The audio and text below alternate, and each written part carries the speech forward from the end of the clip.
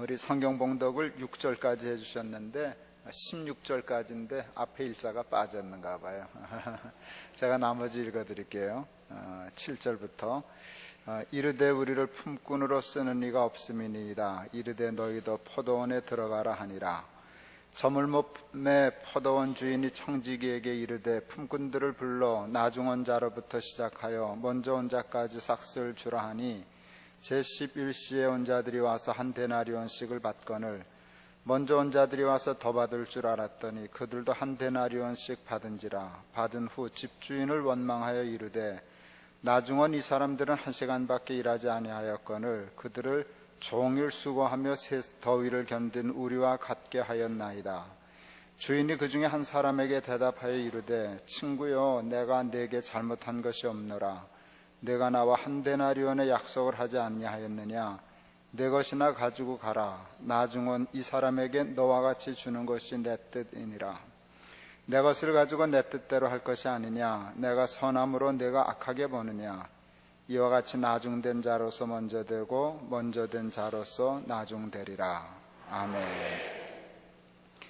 하나님이 안성제일교회를 왜 세우셨을까요? 하나님이 이 땅에 교회를 세우신 목적이 뭘까요? 이렇게 갑자기 뜬금없이 질문할까 당황하시죠? 근데 그건 굉장히 중요한 질문이에요. 여러 가지로 얘기할 수 있는데요. 교회의 목적은 세상이에요. 하나님이 교회를 위하여 세상을 창조하신 것이 아니라 세상을 위하여 교회를 창조하셨어요. 그러니까 교회의 목적은 교회가 아니라 세상이에요. 교단마다 신학이 조금씩 달라요. 예장은 신학적인 이유 때문에 갈라진 게 아니에요. 다 교권 싸움하다가 갈라졌어요. 기장과 예장만이 한국교회사의 신학적인 논쟁 때문에 갈라진 거예요. 그건 아시죠? 그러니까 교회가 갈라질 때는요, 갈라지는 게 좋은 건 아닌데 그래도 제일 근사하게 갈라진 게 신학적인 이유 때문에, 나는 우리 신학은 이거야, 이게 분명한 이유가 있어서 갈라진 게 기장과 예장이에요. 한마디로 얘기하면 예장은 교회 관심을 교회에다 둔 교회예요. 신학이 그냥 밤낮 교회만 생각해요. 기장은 신학이 세상에 있었어요. 아시죠? 그런데 기장이 변질하기 시작했어요. 세상을 잊어버렸어요. 교회를 생각 안 하고 세상에 관심 두다 보니까 다른 예장 교단보다 교회가 커졌어요? 안 커졌어요? 당연하죠. 교회만 생각하는 사람들을 어떻게 이기겠어요? 밤낮 교회 하니까 교회 하는 교회 예장은 많이 컸어요. 기장은 교회를 안 돌아보고 세상을 하다 보니까 교회가 많이 안 커졌어요. 자존심 상했어요. 그러고는 신학을 바꿨어요. 그 기장이 바뀌었어요. 저는 예장 목사지만 그건 별로 잘한 일이라고 생각하지 않아요. 오늘 제가 이 설교를 할 때 저는 예장 목사잖아요.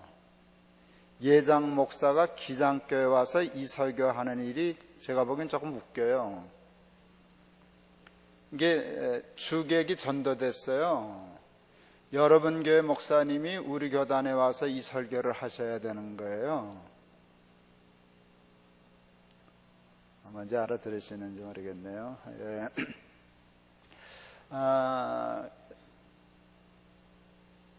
여러분 한번 오늘 이 설교가 우리 안성제일교회가 이제 100년을 넘어서 이렇게 또 새로운 이제 발전을 하고 있는 중인데요. 100년 넘은 교회가 회춘하고 있죠, 지금. 다시 젊어지고 있는 교회잖아요. 예, 그랬을 때 방향을 잘 잡아야 돼요. 우리 교회는 어디로 나가야 되나? 하나님이 원하시는 게 뭔가? 이걸 바로 보고 교회 목표를 바로 정하고 나가야 새로운 200년 예수님 오실 때까지 더 새로워지는 건강한 교회가 될 줄을 믿습니다. 여러분 예수 왜 믿으세요? 예수 뭐하러 믿으세요? 예수 믿으면 부자 되나요? 부자 되려고 예수 믿나요? 예수 믿는 사람이 부자인가요? 안 믿는 사람이 부자인가요? 대답해봐요. 예수 믿는 사람이 부자예요? 안 믿는 사람이 부자예요? 사람 나름이에요. 그게 믿고 안 믿고 하고 관계가 없어요. 뜻밖에 없어요, 여러분. 예수 믿는 사람 중에 부자 있어요? 없어요? 있어요. 가난한 사람은 있어요. 예수 안 믿는 사람 중에 부자 있어요? 없어요? 있어요. 가난한 사람은 있어요. 그러니까 예수 믿느냐 안 믿느냐를 놓고 부자냐 아니냐를 이렇게 줄긋기가 안 돼요. 왔다 갔다 하니까. 그러니까 사람 나름이 맞아요. 여러분, 예수 믿는다고 부자 되는 거 아니에요. 그러니까 부자 되려고 예수 믿으려면 번지수 잘못 찾으셨어요. 딴 데 가서 알아보셔야 돼요. 또 하나 물어볼게요. 예수 믿는 사람이 건강해요? 안 믿는 사람이 건강해요? 사람 나름이에요.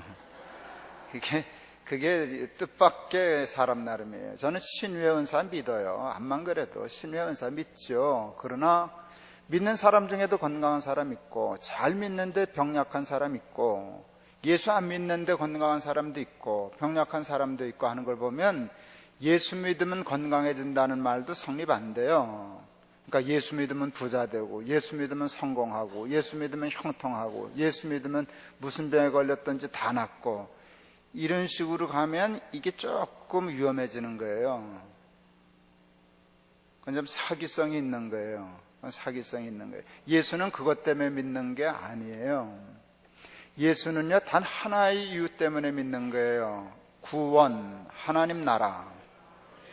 예수 안 믿고도 부자 될 수 있어요. 예수 안 믿고도 건강할 수 있어요. 예수 안 믿고도 성공할 수 있어요.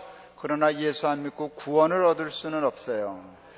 예수 안 믿고 하나님 나라 가는 법 없어요. 그러니까 최고의 가치는 하나님 나라에 있어요. 우리가 가난할 때는요, 먹고 사는 게 세상에 희망이 없을 때는요, 늘 하나님 나라에 대한 꿈이 있었어요. 우리 할머니 할아버지들한테 할머니 왜 예수 믿어? 그러면 100% 정답 나와요. 천당 가려고. 목표가 분명했어요. 그리고 그때 제일 많이 부르던 찬송 중에 하나가 이것이었어요. 저 높은 곳을 향하여 날마다 나아갑니다. 요즘 안 불러요. 여기가 너무 좋아졌어요. 이 세상이 너무나 좋아져가지고요, 관심이 저기에서 일로 다 내려와 버렸어요. 그래서 뭐 저 높은 곳 천천히 가지, 뭐 여기도 좋구만. 이렇게 돼서요, 하나님 나라를 교회가 잃어버리기 시작했어요. 잊어버리기 시작했어요. 그게 교회다워지지 못하는 결과를 가져왔고, 교회가 건강해지지 못하는 결과를 가져왔어요. 하나님 나라, 예수는 하나님 나라에 들어가려고 믿어요. 그러니까 늘 하나님 나라에 대한 욕심이 있어야 돼요. 오늘 본문은 예수님이 하나님 나라를 우리에게 설명해 주시기 위하여 하신 비유의 말씀이에요. 그러니까 이 포도원 주인의 비유를 왜 하셨나? 우리에게 하나님 나라를 설명해 주시려고. 그래서 이 비유는요, 문장이 이렇게 시작돼요. 천국은 마치, 이렇게 시작돼요. 천국은 이런 것이야. 천국은 마치 이와 같으니라 라고 하는 문장으로 시작되는 거예요. 어느 포도원 주인이 이른 새벽에 장터에 나가서 일자리를 구하러 나온 사람을 보고 하루 한 데나리온의 품삯을 약속하고 들여보냈어요. 오전 9시에 나갔더니 조금 늦잠 자다가 일자리 놓친 사람들이 당황해하는 사람들이 있었어요. 야, 너희도 우리 포도원에 들어갈래? 아, 예 해서 들어갔어요. 이 포도원 주인은 거기서 끝나지 않고요, 12시, 오후 3시, 심지어 오후 5시까지 장터에 나가서 사람만 보이면 포도원에 집어넣었어요. 왜 그랬을까? 근데 뭐 그 상황이 그렇게 어렵지 않았어요. 농사를 짓다 보면 1시간의 노동력이 다급한 때가 있을 거예요. 그 때를 놓치면 안 되는 때. 그러니까 그냥 닥치는 대로 1시간 일해도 좋아. 근데 1시간만이라도 일하고 나와. 그럴 상황이라고 생각했는데 성경을 뜯어보니까 그 상황이 아니에요. 이 비유의 가장 중요한 그 핵심 포인트는 뭔가 하면 마지막 1시간 일한 사람에게 하루 품삯을 다 줬다는 데 있어요. 근데 그게 어느 날 갑자기 엉뚱한 질문이 생겼어요. 그 주인이 왜 그랬대? 그날 기분이 좋아서 충동적으로 그런 거야? 아니면 본래부터 그러려고 그랬던 거야? 이 생각이 들었어요. 근데 답이 금방 나오더라고요. 충동적으로 그랬게요? 본래부터 그러려고 그랬게요? 본래부터 그러려고 그랬어요. 그게 어디에 단서가 있는가 하면 하루 종일 일하고 똑같은 품삯 받은 사람이 항의할 때 주인이 이렇게 말을 해요. 그게 내 뜻이야. 그게 내 뜻이야. 뜻이라는 단어를 써요. 충동이 아니었다는 거예요. 그게 본래 내 사고방식이야. 내 철학이야. 나 그러려고 포도원 한 거야. 이런 뜻이에요. 그때 제가 굉장히 중요한 걸 깨달았어요. 이 사람은 우리하고 사고방식이 다르다. 사람이 전혀 다른 사람이다. 이분은, 이 포도원 주인은 포도원을 위하여 일꾼을 고용한 사람이 아니라 일꾼을 고용하여 품삯 주고 싶어서 포도원을 경영한 사람 같아 보인다.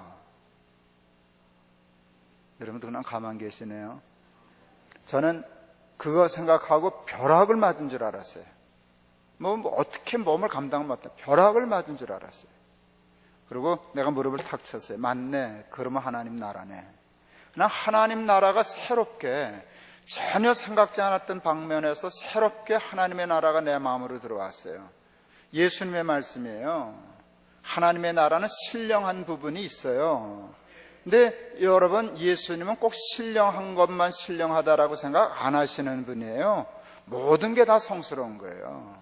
모든 게 다 성스러운 건데 전혀 생각지 않은 방면에서 그런 사고방식을 가지고 농사 짓는 사람들이 있는 나라가 하나님 나라야. 그럴 때 나는 마음이 와닿았어요. 그거를 제가 신학교 가기 전에 깨달았으면 저는 신학교 안 갔어요. 단언컨대 안 갔어요. 난 그게 비즈니스인 줄 몰랐어요. 그게 비즈니스야?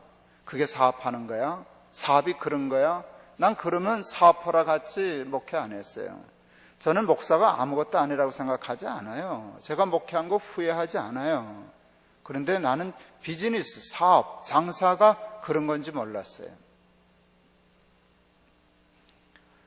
동안교회 있을 때 어느 집사님 한 분이 꽤 사업을 잘 하시는 분이신데 제 방에 들어오시더니 소파에 털썩 주저앉았어요. 집사님 왜 그래요? 그랬더니 헛장사했어요. 아, 왜? 그랬더니 세금 내고 직원들 월급 줬더니 한 푼도 안 남았어요. 그래서 큰일 했구만. 그랬어요. 아니, 목사님 한 푼도 안 남았다니까. 그래서 아니, 세금 냈다면 다 냈죠. 직원들 월급 다 줬다면 줘야죠. 큰일 하셨구만. 집사님 그게 큰일이지 왜 헛일이야. 직원들 월급 다 줬는데 나라 세금도 다 냈는데. 집사님 모르기는 해도 이 사업 골치 아프다니까 엎어버리고 이거 팔아서 은행에 집어넣으면 죽을 때까지 이자만 받아도 골프 치고 살 수 있죠. 그때 여러분 금리가 연 10%는 될 때였어요. 그런 좋은 때가 있었어요. 우리나라도. 아시죠? 예, 그 10% 얼마나 이자가 커요. 요즘 사업에서 10% 벌기 어렵잖아요. 근데 갖다만 넣어도 은행에서 10% 줄 테니까 그거 갖다가 이자만 받아도 평생 골프는 치겠네. 문제 없죠. 누가 왜 사업하느냐고 물으면 말이라도 이렇게 해봐요. 나 이 골치 아픈 사업 엎어버리고 은행에 집어넣고 이자만 받아도 평생 골프 치고 살 수 있어. 그런데 내가 왜 사업하는지 아냐? 돈 벌어서 세금 내려고 그런다. 세상에 세금 내려고 사업하는 미친, 아이고 답답해라. 분이 어디 계시겠어요? 그런데 그 말 같지도 않은 말에 우리 집사님이 걸려들었어요. 한 번도 그렇게 생각 안 했는데 그것도 괜찮은 생각, 그거 그렇구나 이렇게 받아들였어요. 감동받는 걸 보고 제가 더 다그쳤어요. 나 직원들 월급 주려고 사업해. 난 평생 이제 더 안 벌어도 돼. 난 먹을 거 다 있어. 하나님 주셨어. 그래도 이 골치 아파도 이 사업을 돌리기 때문에 우리 직원들 월급 주잖아.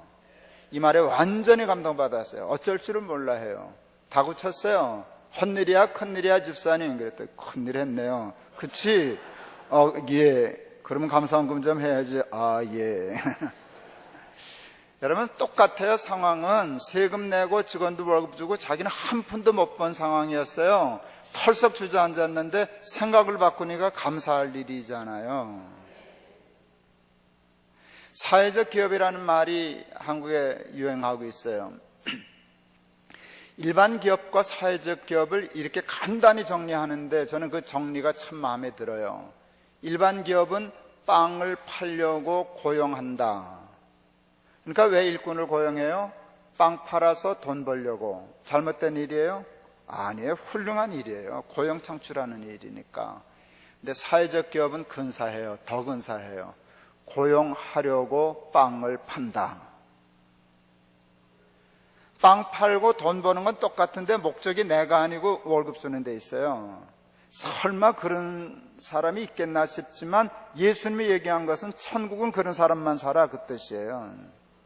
그런 사고방식을 가지고 그런 가치관과 철학을 가지고 사는 사람, 그 사람이 하나님 나라를 만들어. 제가 우리 큰아들 공부 안 할 때 딱 한마디로 공부하겠다는 얘기 기억나시죠? 5,000명을 먹이는 사람. 5,000명을 먹는 사람 되지 말고 5,000명을 먹이는 사람이 되라. 저도 꽤 가난했었어요. 목사가 돼서 이해가 안 갈 만큼 목사로서는 부자로서 살았어요. 가난한 게 좋아요? 부자가 좋아요? 난 부자가 좋대. 큰 집 쓰고 좋은 차 타고 다니는 게 좋던데요. 그게 정직한 거 아니겠어요? 그런데 살아보니까 그냥 그렇대요. 구태여 가난해질 필요는 없지만 전 가난이 무섭지는 않아요. 왜요? 제가 꽤 가난했었는데 참 감사한 건 불행했다는 기억이 없어요. 조금 불편했다. 가난하니까 좀 불편하더라. 근데 그게 꼭 불행한 건 아니더라. 내가 너무 좋은 개를 만나서요. 교회 생활이 너무너무 행복했어요. 어려서도요. 그러니까 돈 좀 없으면 없는 대로 살지 뭐.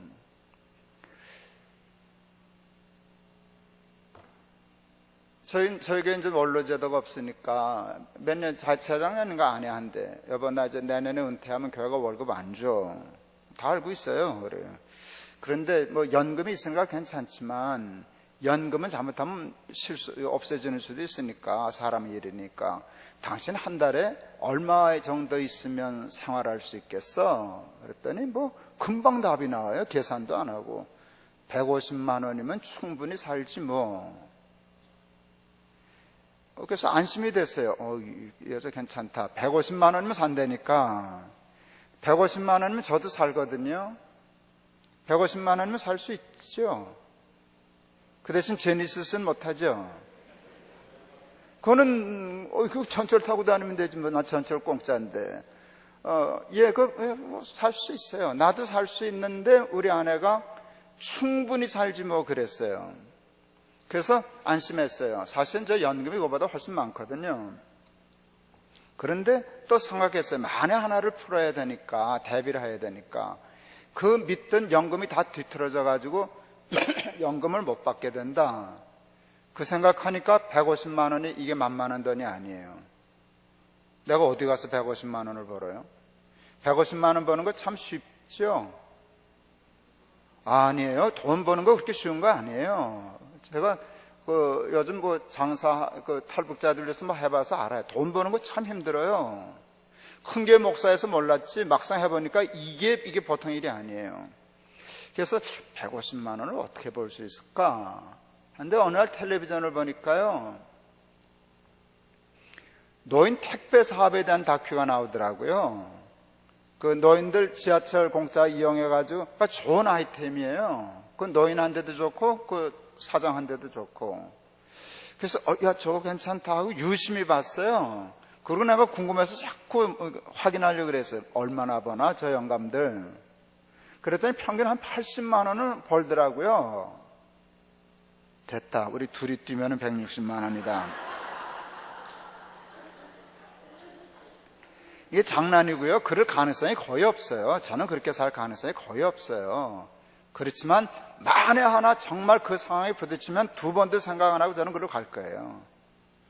그렇게 갈 거예요. 여러분, 사실 밥 먹고 사는데 돈 그렇게 많이 드는 거 아니에요. 그래도 할 수 있으면 돈 버는 게 좋지 않아요? 제가 뉴욕에서 안식년을 했는데 뉴욕의 부자 얘기를 들었어요. 자가용 비행기가 있대요. 미국 부자들 그런 사람이 있으니까 별로 안 놀래요. 좋겠네 그랬어요. 그런데 여름에 휴가 갈 때 자기 비행기가 조금 작다고 전복이를 전세내서 여행을 간대요. 그건 난 또 부자들 무척 식구들이 많은가 보다 생각했어요. 근데 그 다음 말을 듣고 제가 아주 뚜껑이 열렸어요. 애들 말로. 왜 전복이를 빌리는가 하면 자기 집 개가 자기 비행기는 멀미를 한다네요. 작아서. 저 개 엄청 좋아하는 목사거든요. 뭐 개를 거의 식구처럼. 우린 그래서 개 이름을 안 불러요. 곰돌이는 김곰돌 이렇게 부르는, 진짜 뭐 엄마가 아빠가 이루 사는 사람인데 내가 그날 그랬어요. 이게 무슨 개 같은 소리냐 그랬어요. 여러분, 자기를 위해서 그렇게 하고 5,000명분을 혼자 깔고 앉으면 4,999명이 그 때문에 가난해져요. 그게 아니라 사회적 기업 마인드를 가지고 너 왜 그렇게 열심히 돈 벌어서 남 주려고, 같이 먹으려고, 우리 직원들 월급 주려고. 예수 믿는 사람들이 그런 마음을 가지고 살아야 이 땅에, 이 세상에 하나님의 나라가 임할 줄을 믿습니다. 밤낮 입으로만 주 예수를 믿으라. 그건 맞죠. 그건 맞는데 예수님은 전혀 딴 차원에서 하나님 나라를 또 얘기하시더라고요. 이거는요, 얘기하자면 기장측 복음이에요. 우리는 사형립하고요, 예장은. 우리는 하나님 나라를 사형리 들고 전파하는 과 사람들이고요. 여러분들은 포도원 주인과 같은 마음으로 세상을 변화시켜서 하나님 나라를 접근하는 신학을 가진 교회예요. 맑게 알아들으시는 거죠. 그러니까 기장도 괜찮죠. 괜찮다니. 지금 가만 보니까 여러분이 예장 같고 내가 기장 같아요. 그래서 조금 못마땅해요. 때가 이르는데 기장은 뭐하냐? 왜 세상을 잊어버렸냐? 이 세상에서 접근하는 거거든요. 2001년 10월 7일 높은 뜻 순회교회를 개척하면서 정관을 만들었다 그랬잖아요. 그 정관에 이게 들어가 있어요. 우리는 예산의 미니멈 30%는 바꾸려 하여 쓴다. 저는 개인도 그렇고 아이들에게도 그렇고 교회도 그렇고 먼저 하나님을 위하여 쓸 돈을 정해놓고 나머지 돈으로 쓰는 거예요. 여러분 11조도 먼저 떼고 쓰면 살아요. 근데 먼저 살고 떼려면 없어요. 교회도 마찬가지예요. 나 할 일 먼저 하다 보면 아무리 큰 교회도 돈 없어요. 그런데 그래서 몫을 정해놓자는 거예요. 30%에서 출발한다 그랬어요. 30%를 정관에 넣었어요.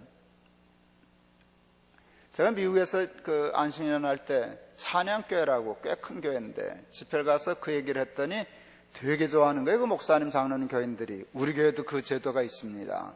우리는 10%에서 시작했는데요. 우리 교회가 순위교회보다 더 잘하는 게 있습니다. 뭔데요? 1년에 1%씩 올린다. 그러니까 10%, 그 다음에 11% 이렇게 올려간다는 거예요. 그래서 내가 장난쳤어요. 90년이면 망한다 그랬어요.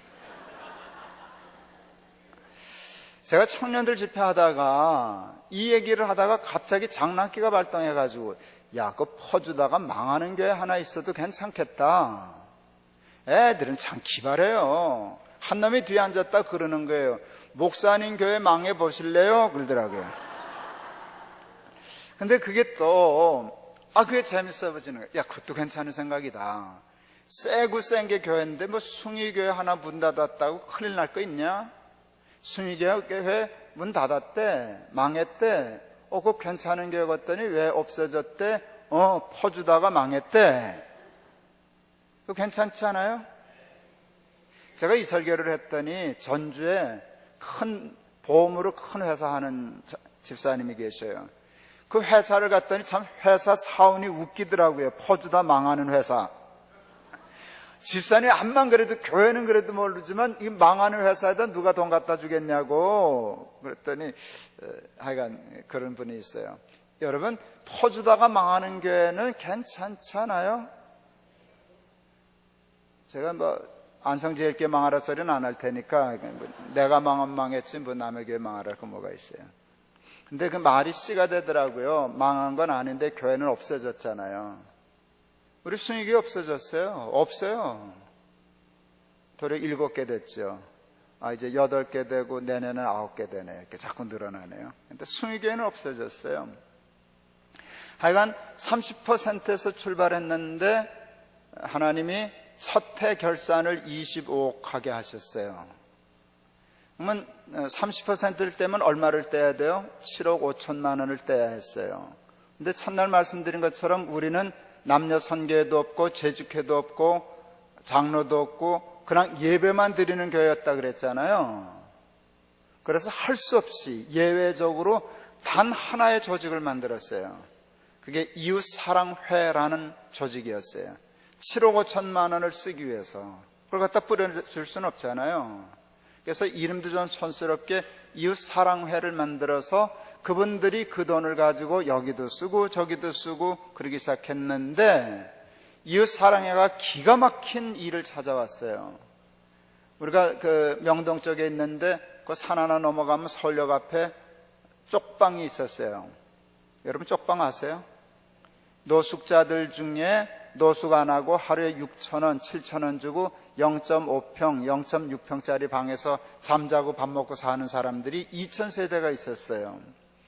그들이 평균 하루 10,000원을 벌어서 방값을 6,000원 내고 7,000원 내고 3,000원, 4,000원 남겨서 밥 먹고 사는 사람들이 2,000세대예요.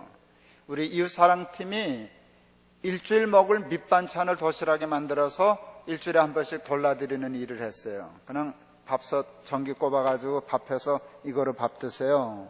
이거 귀한 일을 하기 시작했어요. 여러분 이제 제가 조금 이제 끝날 때 되면 돈 단위가 엄청나게 커져요. 괜히 쓸데없는데 시험 들지 말아요. 1,000억까지 갈 거예요. 1,몇백억까지 갈 거예요. 일이 그렇게 커졌어요. 그런데 기억하셔야 돼요. 이 첫 출발이 쪽방에 밑반찬 나눠주는 일에서 시작된 일이라는 거. 전 그래서 성경 그대로 이해가 돼요. 내 믿음이 겨자씨만 해도 새가 깃들일 만한 나무 될 거야. 믿음은 누룩 같아. 누룩은 씨도 아니에요. 누룩은 균이에요. 균. 그 아마 현미경으로 봐야 보일걸요. 그런데 가루 3마를 다 부풀러 놓지 않냐? 그거 그대로 믿어요. 우리의 작은 믿음이 쪽방에 밑반찬 나눠주는 일에서 시작했는데 가루 3마를 다 부풀렸어요. 엄청나게 일이 부풀려졌어요. 밑반찬 나눠주는 일을 하는데 하나님이 예수님 성경이 이렇게 되어 있어요. 내가 작은 일에 충성하였으니 내가 큰 일을 내게 맡기겠다. 이게 맞아요. 하나님은 작은 일에 충성하면은요, 상으로 뭘 주는가 하면 큰 일에 대한 정보를 주셔요. 그래서 그 큰 일을 하면 그보다 더 큰 일에 대한 정보, 문을 이렇게 하나씩 딱딱 따줘요. 그러니까 밑반찬 나눠주는 일을 열심히 하다 보니까 정보들이 생기기 시작했어요. 무슨 정보가 생겼나? 그 쪽방촌에 주민등록을 가지고 있는 분들 중에 300만 원을 저축하면 그 통장이 있으면 이 사람은 살려고 하는 의지가 있는 사람이다라고 생각하고 나라가 연리 3%에 700만 원을 대출해 줘요. 그러면 이분들이 보통 300만 원과 700만 원 합쳐서 1,000만 원짜리 전세를 얻어요. 거긴 1,000만 원짜리 전세가 있어요. 전세의 의미는 뭐예요? 월세를 안 낸다는 거잖아요. 근데 700만 원의 연리 3% 이자는 17,300원인가 500원인가 그랬어요. 그럼 그게 무슨 얘기인지 지금 밝게 알아들으시죠? 매일 6,000원, 7,000원을 내도 한 달이면 20만 원이에요, 방값이. 30만 원 벌어서 20만 원 반값 내면 못 살아요. 헤어나올 수가 없어요. 근데 30만 원을 버는데 17,000원 내고 방을 해결하면 그 돈 다 자기 돈 되잖아요. 그러면 조금씩 갚으면 그거 다 목돈 되잖아요. 꿈 같은 제도예요. 근데 제가 알아차렸어요. 그러나 저들이 300만 원을 어떻게 모아요? 제가 그 사역하는 목사님한테 그랬어요. 목사님, 어떻게 저들이 300만 원을 모아요? 내가 3억 모으는 게 더 빠르지. 150만 원 저축한 사람이 있으면 우리 교회 일러주세요. 우리 교회가 150만 원 통장에 넣어 드리겠습니다. 이게 이제 이 사역의 첫 출발이에요. 그냥 저질러 놓고 시작했어요. 우리 교회는 부자예요. 우리 같은 부자는요, 그렇게 살려고 애쓰는 사람, 그 하루 10,000원 벌어서 반값 6,000원 내고 밥 먹고 남겨서 150만 원씩이나 모은 사람은 150만 원 줘도 된다고 생각했어요. 그리고 저는 헌금 개발의 은사가 있어요. 난 교인들한테서 헌금 잘 뺏어내요.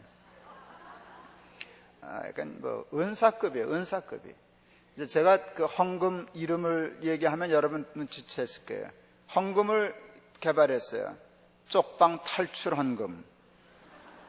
솜씨가 느껴지시죠? 우리 교인들 완전히 홀려가지고요, 정신없이 냈어요, 돈을. 밥술이나 먹는 사람은 150만 원 단위로 헌금을 하더라고요. 내가 한 가정은 내가 책임질 거야. 돈이 막 쏟아져 들어오기 시작했어요. 가면 그 돈 가지고 진짜로 쪽방 탈출을 시켜요. 나오면은요, 그걸 그냥 가지 않고 카메라 보내서 사진 찍어와요, 영상으로 찍어와요, 3분 다큐 편집해요, 주일 광고 시간에 틀어요, 교인들 보고 박수치고 울어요, 다음 주일날 돈 막 나와요.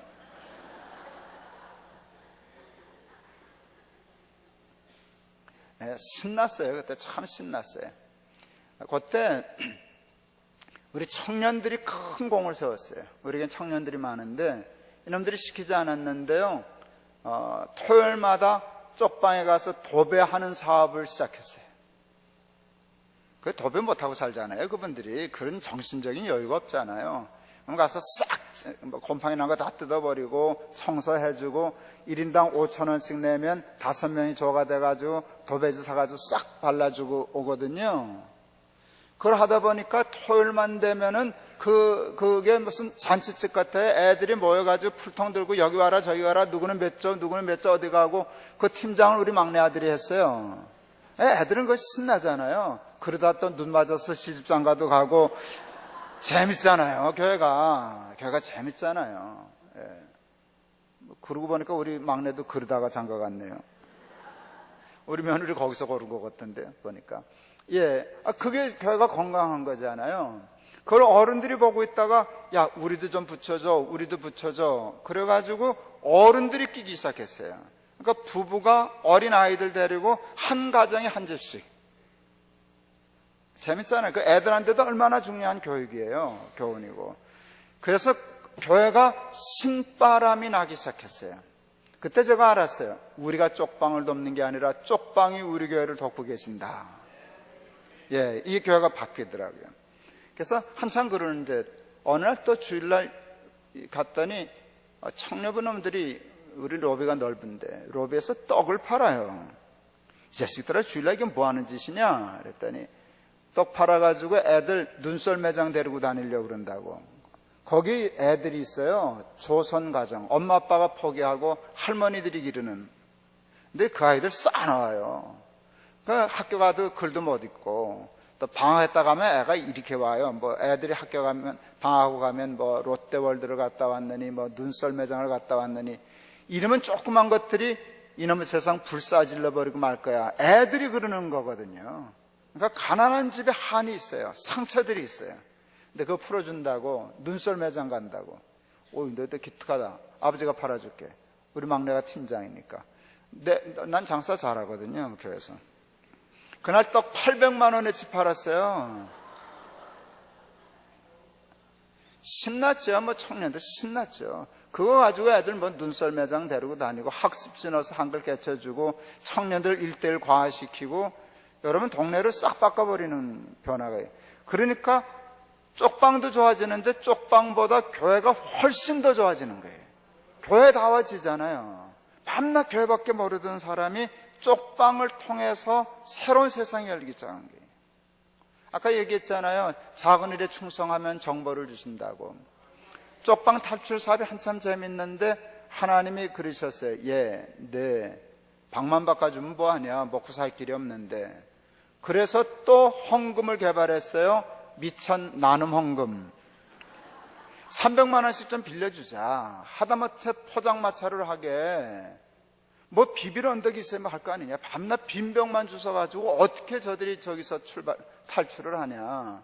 포장마차라도 하게 돈 좀 빌려줘 보자. 대일망정.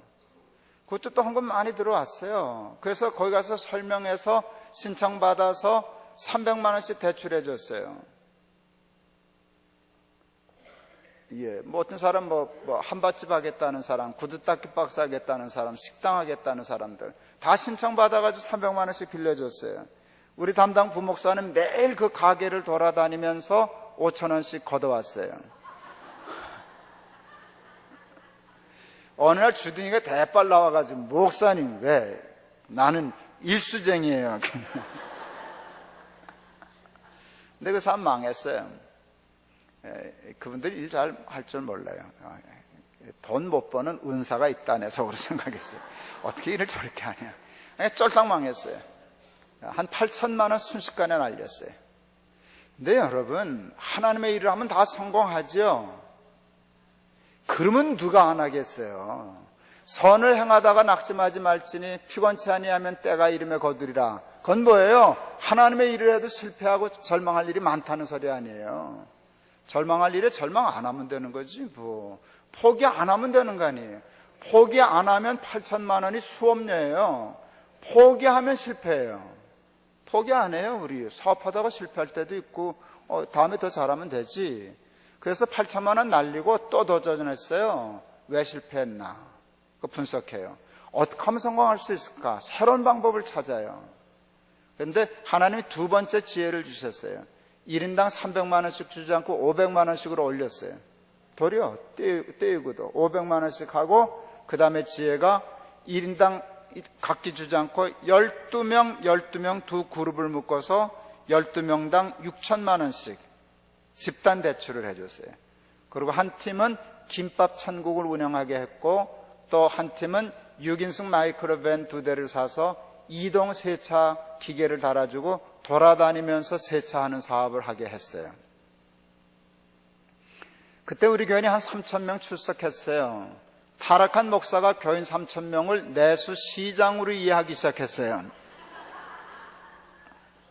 우리는 시장이 커. 김밥 한 줄씩만 사 먹어도 3,000줄이야. 실제 절대로 안 망해 그랬어요.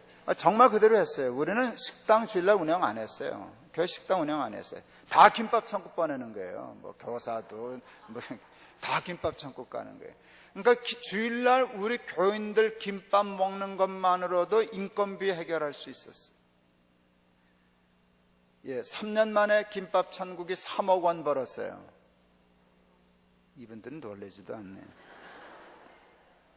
예, 3억 원을 벌었어요. 우리 6천만 원 빌린 거 이자까지 계산해서 돌려줬어요. 그래도 돈 남았잖아요. 가게를 얻었어요. 그게 하나님 주신 지혜예요. 우리는 그때부터 어려운 사람을 돕지 않고 잘하는 사람을 돕기 시작했어요. 어려운 사람 도와야 돼요. 근데 도움 시간, 어느 시간에는 끊어야 돼요. 끊지 않으면 그 사람은 계속 가난한 상태에 머물러 있어요. 이게 아프리카도 마찬가지고 동남아시아도 마찬가지고 한국도 마찬가지예요. 잘하는 사람을 도와주면은요, 그 도움을 받으려고 잘하게 돼요. 제일 성실하게 일한 사람을 딱 집었다가 날벼락을 날렸어요. 가게를 맡겼어요. 네 가게야. 이 가게 너 줄게. 네가 사장이야. 벌어서 갚어.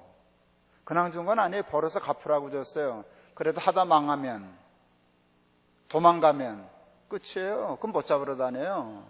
우리 그 위험 믿고 벌어서 네 가게 만들어. 먹고 튀었게요? 갚았게요? 갚았어요. 다 갚았어요. 여러분, 그렇게 해서 사장을 만들었어요. 이동세차도 사장 만들었어요. 노숙자였는데 2년 동안에 한 번밖에 결사 안 한 노숙자들이 성실하게 좀 어려워요. 이렇게 생활이 망가져 있기 때문에. 근데 뭐 술 먹고 저녁에 또 아침에 안 오고 대개 이러는데 그 중에 성실한 사람이 있어요. 그 사람한테 가게 내줬어요. 세덴이라고 하는, 요즘 잘 안 보이던데, 그 자동차 바디 이렇게 쭈그려 좀 펴주고 칠해주고 하는 조그만 샵이 있었어요. 그 프랜차이즈죠, 나중에 일종의. 그거 그 사직동 그쪽에다 내줬어요. 그 기술 배우는데 한 달에 300만 원씩 주고 그 해서 기술 배워서 가게 내줬어요. 2006년 10월 17일 안 잊어버리죠? 우리 큰손녀 돌날이었기 때문에 그날 개업했어요. 예배 드리러 갔어요. 예배 드리기 전에 그냥 그 주인을 부를 일이 있어서 최씨기에 최 사장 하고 불렀어요. 내가 부르고 내가 놀라고 지가 놀라고. 그 사람 노숙자였거든요. 제가 목회하면서 그날의 기쁨을 잊을 수 없어요. 우리 교회가 노숙자 사장 만들었다. 우리 교회가 노숙자 사장 만들었다. 그해 12월 달에 KBS에서 그 1시간 다큐 내보냈어요. 제목이 아주 근사해요. 노숙자 사장되다. 제가 예배 드리고 점심 먹고 어디 신방 갔다 왔더니 나머지 11명이 제 사무실 앞에서 어떤 차를 끌어다 놓고 차를 닦고 있었어요. 그날 제가 봤어요. 전날하고 차 닦는 태도가 달라졌어요. 그전엔 차를 이렇게 닦아요. 에라 내 팔자야. 언 놈은 팔자 좋아 자가용 타고 다니고 언 놈은 팔자 사나와 남의 차나 닦고 앉았고 이러면 노동 품질이 안 나와요. 그렇게 하면 일을 돈 안 되게 하기 때문에 돈이 안 벌려요. 근데 그들은 그걸 몰라요. 근데 신나게 닦더라고요. 왜요? 희망이 생겼으니까. 우리도 잘하면 사장 될 수 있어. 그 다음에 하나님이 주신 정보가 탈북자였어요. 그때 탈북자들이 한 7,000명 정도 넘어와 있을 때였는데 저는 부모님이 이북이시기 때문에 이북하면 평양하면 이렇게 핏줄이 땡겨요. 이렇게 탈북자들 하면 이렇게 저는 그냥 설명 없이 땡겨요. 핏줄이. 7,000명이 생명을 걸고 살겠다고 넘어왔는데 이 땅이 저들이 살만한 땅이 못 돼요. 사회주의와 자본주의는 너무나 이데올로기가 달라서요. 살 수가 없어요. 그러니까 어디 취직을 시켜도 2달도 못 버티고 싸우고 도망가고 죽고 넘어가고. 그때 그래 생각났어요. 이거 7,000명도 감당 못하면 통일되면 나라 망하겠구나. 그때 알았어요. 하나님이 탈북자를 먼저 이 땅에 넘어 보내주신 것은 우리에게 통일을 준비하고 연습하라 하십니다. 저들이 탈북자가 살 수 있는 세상을 만들어야 통일이 된 후에 내 손주도 산다. 그래서 탈북자를 돕기 하려고 생각했어요. 그랬더니 하나님이 너희는 노숙자 사장 만든 교회잖냐? 아, 예. 탈북자도 사장 만들지? 아, 예. 이거는 또 그러니까 저만 생각만 나면 죽는 건 교인들이죠. 돈 내야 되니까.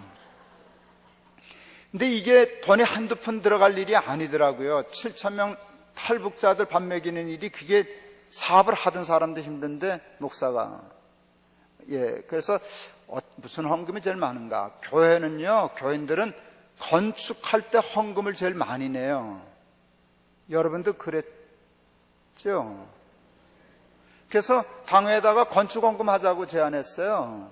제가 학교 빌려서 교회에 학교 있었거든요. 그때 3,000명 출석할 때. 근데 여러분, 새빵살이는 서글픈 게 좀 있어요. 돈이 없으면 견디는데 우리 돈 많으니까 장로님들이 때만 되면 예배당 짓자고, 우리도 이제 교회 짓자고. 내가 말을 안 들어서 안 지었는데 어느 날 당에다 건축헌금 합시다 그랬더니 장로님들이 너무 좋아하시는 거예요. 근데 헌금 얘기를 듣고 다 웃었어요. 그 건축헌금 이름이 성전 건축헌금이 아니라요, 보이지 않는 성전 건축헌금이었어요.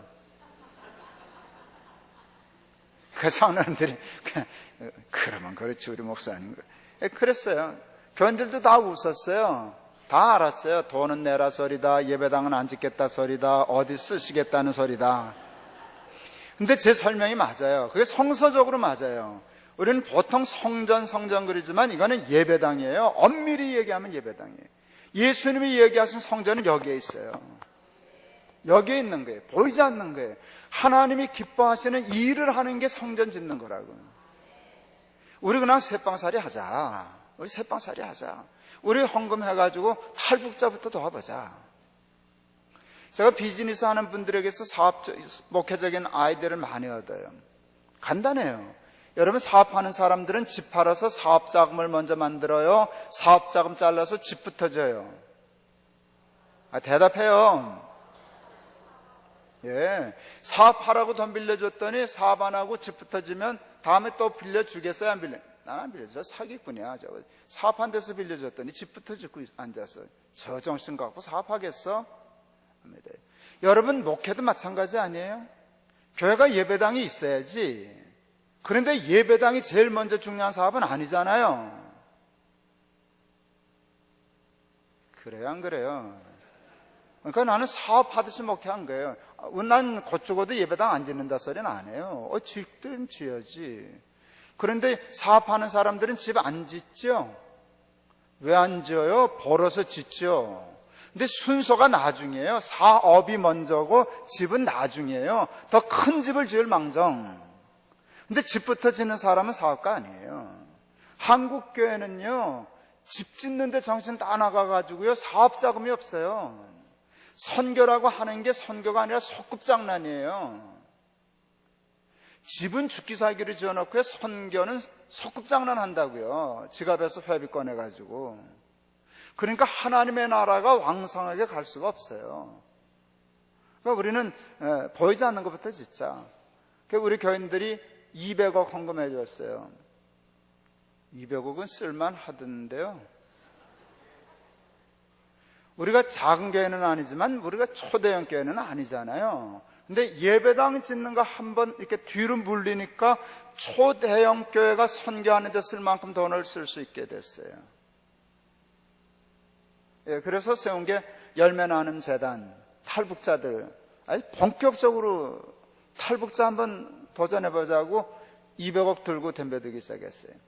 탈북자들 조사했어요. 왜 그렇게 적응 못하고 자꾸 싸우고 나오냐 그랬더니 탈북자들 얘기는 월급이 너무 적습니다. 얼마나 받냐? 우리가 한 9년 전 이렇게 앙케이트 설문했을 때 65만 원 정도 받았어요. 내가 화가 났어요. 그걸 월급이라고 주면 어떡해? 어느 날 그 탈북자 고향한 사장을 만났길래 그걸 월급이라 어떻게 주느냐고 그랬더니 사장 말은 좀 달라요. 목사님, 탈북자들이 일을 할 줄 모릅니다. 게을러서가 아닙니다. 꾀를 부려서가 아닙니다. 그게 사회주의입니다. 그때 말귀 알아들었어요.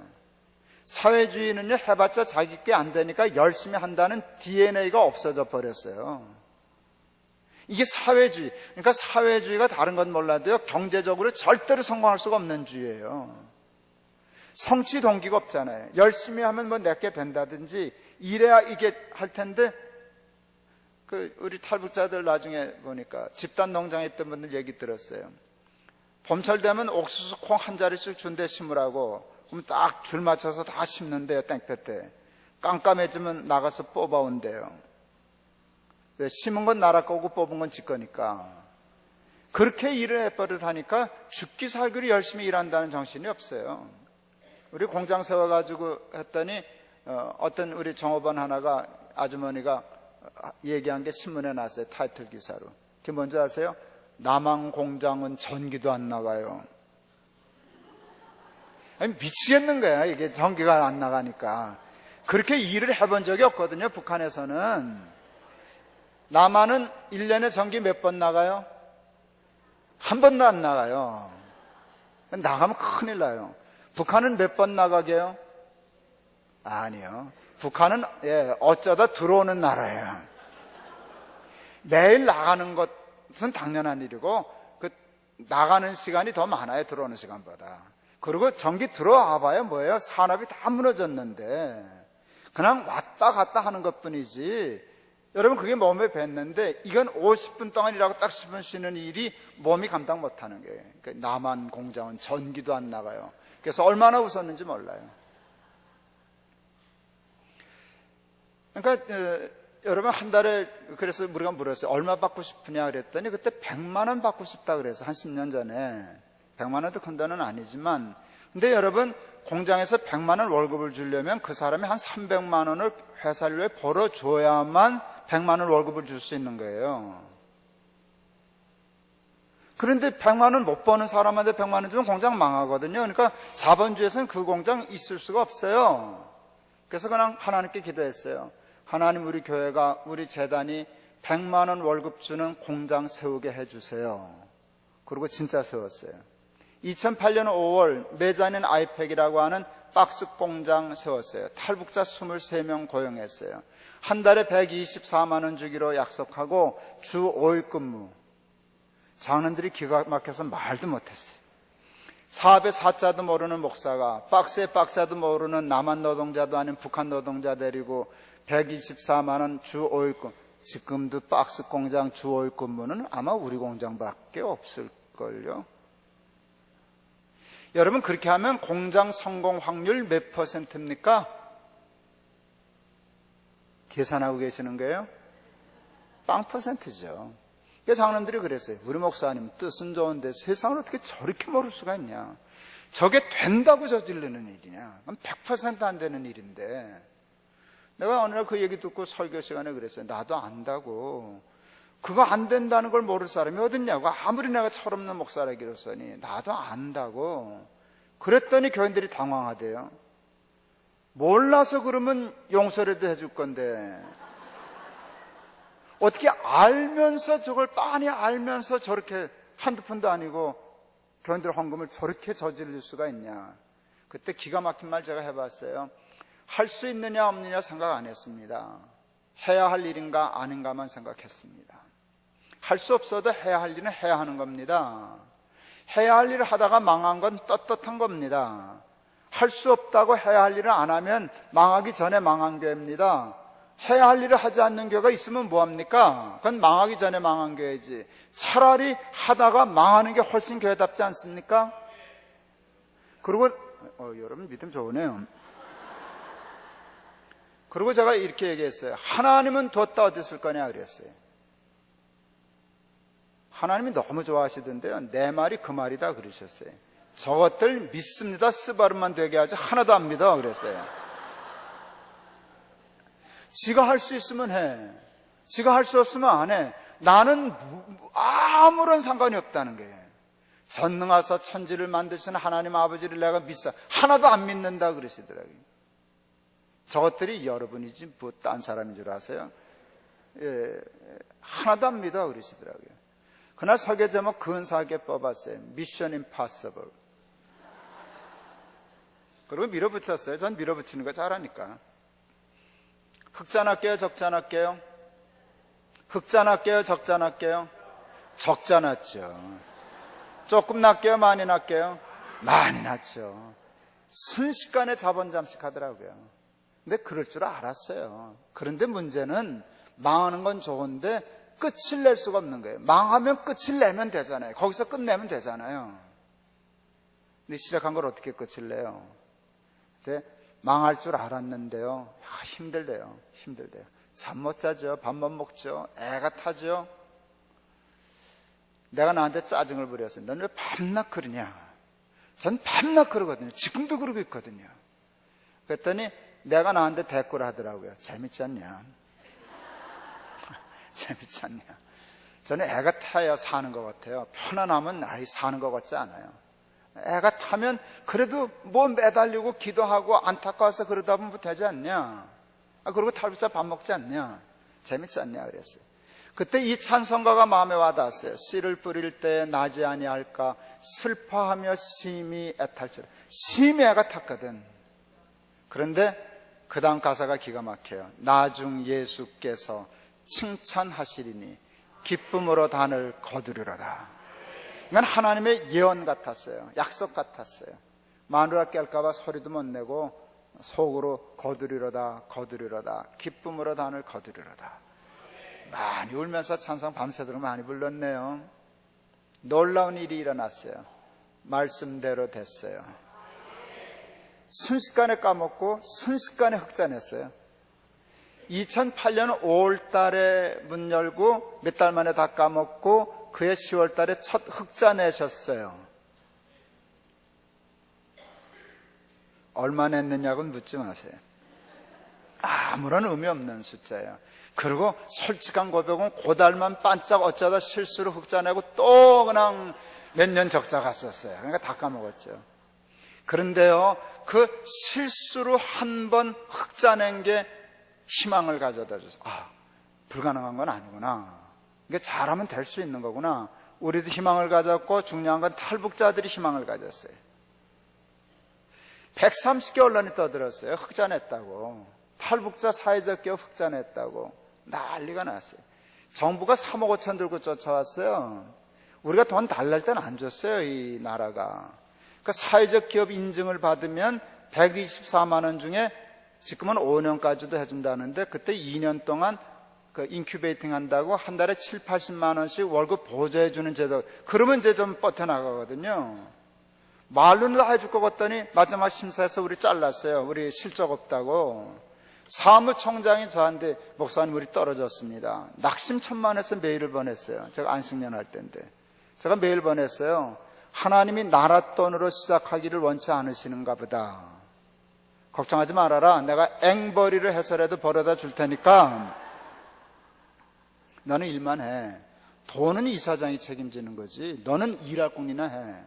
저는 정말 앵벌이었거든요. 전국에 집회 갈 때마다 그거 한 달에 10,000원만 주세요. 20,000원 주세요. 그거 해가지고요. 엄청 갖다 돈 쏟아 넣었어요. 살렸어요. 지금 한 5, 60억, 한 60억 정도 매출 올리는 공장 됐어요. 괜찮죠? 나라가 3억 5천을 들고 왔어요. 달랬들 안 주더니. 아, 이런 공장 또 해야 된다고. 뭐 나중에라도 주니까 감사하대요. 공장 하나 더 세우라고. 그런데 그 3억 5천을 받으려면 우리 재단이 3억 5천을 또 내야 돼요. 그래서 우리가 3억 5천을 냈어요. 그랬더니 SK인가 하는 기업에서 3억 원을 또 줬어요. 그래서 10억 가지고 매장인 에코원이라고 하는 우드 블라인드 커튼, 지금 커튼 다 만드는데 여러분 커튼 하게 되면 나한테 주문해요. 예, 커튼 공장을 세웠어요. 거기도 건축 경기가 그동안 나빠가지고요. 죽을 고생을 했어요. 그래도 안 망했어요. 살아있어요. 그게 이제 우리 교회가 하기 시작했어요. 그리고 별거 많이 했어요. 청년들을 위해서 커피숍도 하고요. 블리스 앤 블레스 커피숍도 하고 그랬어요. 그런 공장을 하고 커피숍도 하고 이렇게 일자리를 창출하는데요. 제가 하나님 앞에 그랬어요. 하나님, 나는 공장만 할 거예요. 공장에서 예배 안 드릴 거예요. 전도도 안 할 거예요. 전도는 하나님이 해주세요. 제가 예상 문제를 풀었어요. 탈북자들이 우리 공장 올 때 다 알고 와요. 교회가 세웠대. 대표 이사장이 목사래. 그러면 답 나와요. 교회는 나가줘야 되겠구먼. 여러분, 교회를 나가주기 시작하면 정작 교회를 못 나가요. 이게 장벽이 되는 거예요. 그걸 허물어뜨려야 돼요. 진짜 선교를 하려면. 그러려면은요, 그 벽을 허뜨려야 돼요. 전도 안 해요. 그냥 공장만 열심히 하기로 했어요. 진짜 왔는데 우리는 전도 안 하거든요. 교회 나가라 소리 입 밖에도 안 내거든요. 교회 나간다고 이익을 주지도 않고 교회 안 나간다고 불이익을 주지도 않아요. 공장은 공장이니까. 근데 제 마음은 이거예요. 그리스도 예수의 마음으로 정말 공장을 잘하면 저들 예수 믿는다. 우리 커피숍 했어요. 점장이 여자, 강은하라고 여자아이인데 똑똑한데 지독해. 정말 우리 잘해주거든 애들한테. 근데 이 독한 게 예수를 안 믿네. 이야, 너 너무 독하다. 안 믿었어요. 2011년 근데 결국은 믿더라고요. 2011년인데 벌써 오래됐네요. 걔가 페이스북에다 글 쓴 걸 봤어요. 자기는 이북에 있을 때는 그 부모든 형제든 좋은 일이든 나쁜 일이든 절대로 남한테 얘기를 안 한다는 거예요. 아마 사회주가 그래야 살겠죠. 근데 남한에 와서 자꾸 이야기하는 버릇이 생겼다. 그 이야기하는 대상이 하나님이다. 2011년도에 제일 잘한 일은 하나님을 만난 일이다. 우리 사무총장한테 물었어요. 야, 우리 직원들, 공장 직원들 몇 %나 예수 믿냐? 교회 다니냐? 한 40%는 다닙니다. 여러분, 그건 대성공이에요. 우리는 강제적으로 나가게 하고 뭐 이러는 데가 아니니까 나가면 그냥 지가 진짜로 나가고 싶어서 나가는 거예요. 여러분, 그거 그러니까 제가 맞죠? 전 예장이 돼서 그런지 친구 목사들이 나를 이상해. 야, 네가 목사지 장사꾼이냐? 네가 복음을 전해야지, 씨를 뿌려야지. 무슨 네가 장사꾼이냐? 공장 세우고 뭐 자꾸 사업체 만들고. 씨를 뿌려야지. 그러려서 화가 나서 네가 뿌려라네 그랬어요. 그러니까 안타까운 넌 지가 뿌리지 남보러 뿌리라 안 뿌리라. 네가 뿌려라 그랬어요. 너 근데 씨 뿌리기 전에 먼저 할 일이 있어 인간아. 뭐냐 그랬어요. 밭을 갈아야지. 너 밭도 안 갈고 씨를 뿌리는 걸 뭐라 그러는 줄 아냐? 뭐라 그러는데 씨도 안 먹히는 소리라 그래. 아니 농사를 지려도 생각이 있고 뭔가 전략이 있어야지. 씨만 뿌린다고 씨가 나냐? 먼저 밭을 갈고 밭을 비옥하게 해야 그 다음에 씨를 뿌릴 때 나오는 거지. 내가 밭 갈 테니까 너 씨 뿌려 그랬어요. 저는 북한을 통일될 때를 위해서 밭 가는 거예요. 지금은 밭 가는 때라고 생각했어요. 저들의 마음에 밭을 갈아야 돼요. 진심으로 저들을 사랑하고 저들을 염려하고 저들을 품어주면 마음의 문이 열리지 않겠어요? 이 사업이 많이 커졌어요. 오늘 거기까지 다 얘기하면 밤새야 돼요. 열매나눔 인터내셔널이라는 그 법인을 하나 더 만들어서 아프리카, 말라위, 루안다, 뭐 여기 베트남, 동남아시아 가난한 국가들을 돕기 시작해요. 돈 많이 써요. 근데 우리는 똑같이 신발 한 컬레를 안 갖다 줘요. 수십억을 갖다 썼는데도 몇 년 동안에 신발 한 컬레 안 갖다 줬어요. 말라위에. 우리가 담당하는 마을이 한 7,000명 되는데 티셔츠 한 장 안 갖다 주고 신발 하나 안 갖다 줬어요. 자꾸 갖다 주면 버릇되거든요. 안 돼요. 우리 주장은 왜? 너 엄마가 돈 벌어서 신발 사주게 할 거야. 너 아버지가 돈 벌어서 신발 사주게 할 거야. 한 가지 예만 들면은요, 한 두 가지 얘기할 수 있네요. 제일 먼저 간 일은 신형협동조합을 만든 거예요, 마을에. 그들이 조합 공부를 하고 조합원으로 가입하면 회비를 내야, 조합비를 내야 돼요. 그러면 조합원이 돼요. 300만 원을 모아왔어요. 거기 300만 원 큰 돈이에요. 알아요. 그러면 우리가 300만 원을 매칭해서 줘요. 그러면 그 구물리라라고 하는 마을에 600만 원 자본금의 신형협동조합이 생긴 거예요. 그러고는 이제 그 돈을 가지고 사업할 사람 신청받아서 사업자금 빌려주는 거예요. 우리 처음에 그 쪽방에서 하듯이. 그래서 빵 가게 하겠다는 사람, 구멍 가게 하겠다는 사람, 목공사 하겠다는 사람 신청받아서 돈을 빌려줬어요. 11월 달에 빌려주고 그 다음에 7월 달에 갔는데 빵 가게가 장사가 제법 돼서 가게가 둘로 늘었어요. 그런데 참 감동적인 얘기를 들었어요. 거기 아이가 6인가 되는 부인이 암에 걸려서 오른쪽 다리를, 무릎 아래를 절단했어요. 남편이 도망갔어요, 이 나쁜 놈이. 거기 남자 없으면 못 살아요. 농사를 지어야 되는데 이 다리도 없는 여자가 어떻게, 이건 굶어 죽어요. 그래서 우리 재단이, 우린 돈을 그냥 주는 데는 아니니까 그 사업 자금을 또 빌려줬어요, 그 분에게도. 근데 뭘 할 줄 아는 게 없어요. 근데 그 빵가게 주인이 빵 기술을 가르쳐 줬어요. 훌륭하지 않아요? 자기 밥그릇 나눠준 거잖아요. 석 달을 자기 집에 데려다가 빵 기술을 가르쳐 줬어요. 우리가 갔을 때는 그 여자 집에 가마를 걸고 빵이 처음으로 나오는 날이었어요. 내가 너무 감동해가지고 100불씩 주려고 그랬어요. 거기 100불 큰 돈이에요. 제가 알아요. 100불씩 주려고 그랬더니 거기 지부장이 있다가, 목사님, 왜? 대출금이 70불입니다. 여러분, 대출금이 70불인데 내가 상을 100불 주려고 그랬으니 이게 배보다 배꼽이 더 컸잖아요. 그래서 그러냐, 20불씩 줬어요. 여러분, 이게 70불을 대출해가지고 자기 기업을 키워낼 수 있는 세상이에요. 그게 얼마나 재밌어요. 거기 이제 옥수수를 주로 농사 짓는데 가난해요. 굶어 죽는 사람들이 있으니까. 그런데 부자들은요, 옥수수가 막 추수되면은요, 돈에 쪼들리는 사람들을 알고 소매상들 풀어서 옥수수를 싼 값에 수매해요. 창고를 지어서 갖다 놓고서 딱 닫아놓고 옥수수 다 떨어질 때쯤 몇 달 후에, 그러니까 쉽게 말하면 보릿고개가 되면 풀어요. 5배 받아요. 해마다 5배 장사를 해요. 부자는 쌀 때 사서 비쌀 때 파는데, 가난한 사람은 쌀 때 팔고 비쌀 때 사서 죽는 거예요. 빤히 알면서도 그걸 못 벗어나요. 그래서 우리가 창고 지었어요. 그리고 100톤을 1kg에 20화차, 우리나라 돈으로 600원 할 때 30화차, 900원, 50%씩 값을 더 쳐주고 100톤을 사서 쟁여놨어요. 왜 50%를 더 줬나? 그게 정상적인 가격이다. 우리 마을 사람들 너무 신났죠. 50%를 더 받았으니까. 그런데 몇 달 후에 그게 100화차 꼭 5배 올랐어요. 옥수수 1kg에 100화차 하면 가난한 사람 순서대로 죽어요. 3끼 먹다, 2끼 먹다, 1끼 먹다, 미음 먹다 죽는 거거든요. 그때 우리 창고 풀었어요. 그래서 40화차에 팔았어요. 40화차가 되면 안 굶어 죽어요. 우리는 그냥 안 줘요. 그냥 공짜로 안 줘요. 40화차에 팔았어요. 그런데 한 사람도 안 죽었어요. 근데 33%의 이익을 남겼다는 거 아시죠?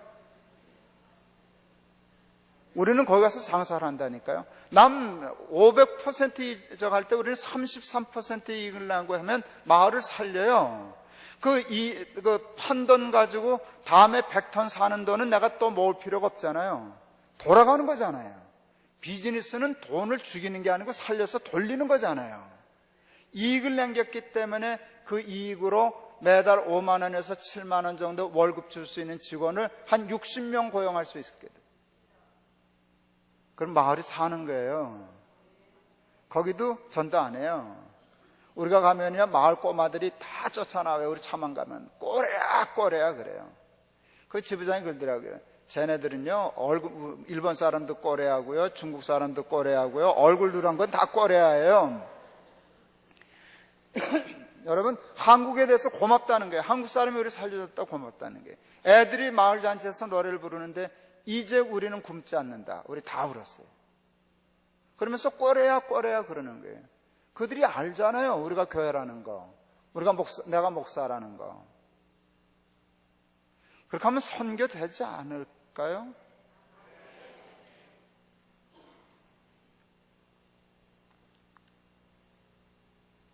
예. 이제 그 은퇴하기 때문에 열매나눔 인터내셔널 이사장 다 우리 후배 목사한테 벌써 넘겼어요. 교회 일을 안 하려면 내 일이 있어야 돼요. 그래서 저희 아버지 주셨던 세계 8대 불가사의 집 팔아서 있던 땅 팔아서 재단 세웠어요. PPL이라고 하는 재단을 세웠어요. 애들이 다행히 그 돈에 욕심을 안 부려서 그거로는 탈북자들 가난한 사람 살리는데 할머니 할아버지 그 안 먹고 안 입고 해서 못 돈인데 우리 재단 만들자 해서 재단했어요. 여러 가지 일을 하는데요. 역시 우리는 탈북자가 있어서 탈북자 살리는 일을 해요.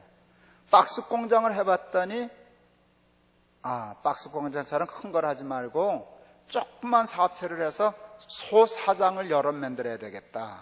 그게 탈북자들에게 희망을 주겠다 싶었어요. 김밥 천국 사장 하듯이. 그래서 백사장 프로젝트라는 프로젝트를 진행하고 있어요. 백사장 프로젝트가 뭔지 아세요? 탈북자 100명 사장 만들겠다는 거예요. 돈곁에 같은 소리예요. 예. 백사장 프로젝트를 어떻게 하나 제가 설명하기 전에 영상 하나 보여드릴게요. 영상 2개 나오는데 하나는 그 KBS인가 어디서 하는 명견말리 그 이대 교수 북한학 교수님이 통일에 대해서 강의하다가 우리 재단 소개한 게 잠깐 나오고요. 그 다음에 백사장 프로젝트에서 1호 사장 될 아이 인터뷰한 거 이제 나와요. 그거 한번 보시고 제가 소개하겠습니다. 갑작스러운 통일이 재앙이 되지 않기 위해서 내 자녀들이 좀 더 넓은 세상, 좀 더 많은 기회를 누릴 수 있는 세상에 살 수 있도록 우리의 인식 전환이 필요합니다. 남과 북이 하나 되는 그날을 위해 특별한 준비를 하고 있는 사람들이 있다고 하는데요. 그 작은 변화를 소개하겠습니다.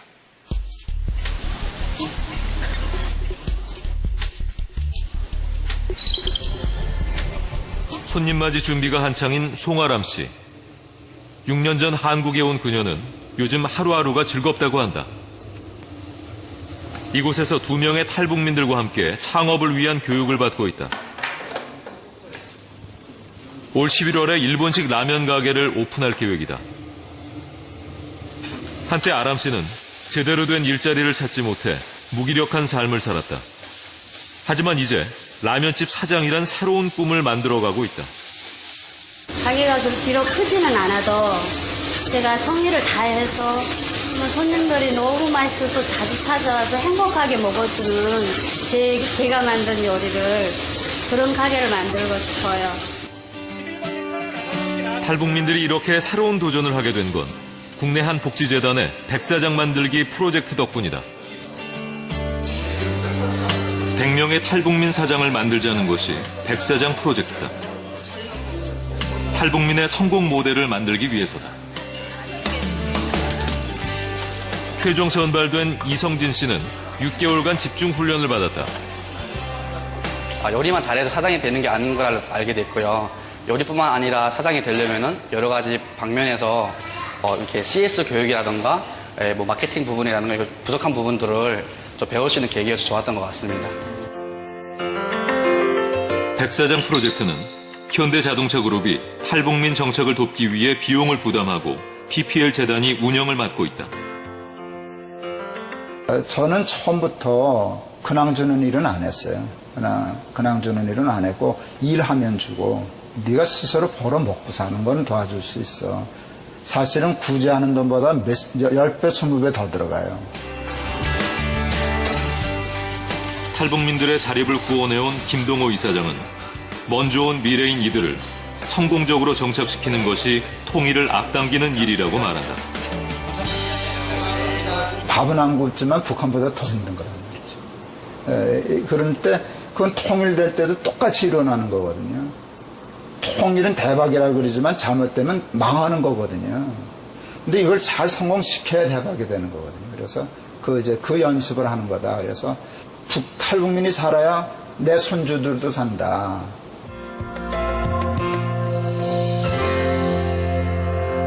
대한민국은 그 어느 나라보다 역동적으로 발전해온 나라입니다. 끊임없이 위기를 겪었고 그때마다 우리는 잘 극복해왔습니다. 하지만 지금 우리 사회는 성장 동력의 고갈로 또 한 번의 중차대한 위기에 놓여 있습니다.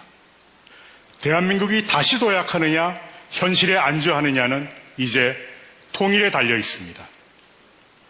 과거 미국의 대공황을 극복한 프랭클린 D. 루즈벨트 대통령은 우리가 두려워해야 할 것은 두려움 그 자체라고 말했습니다.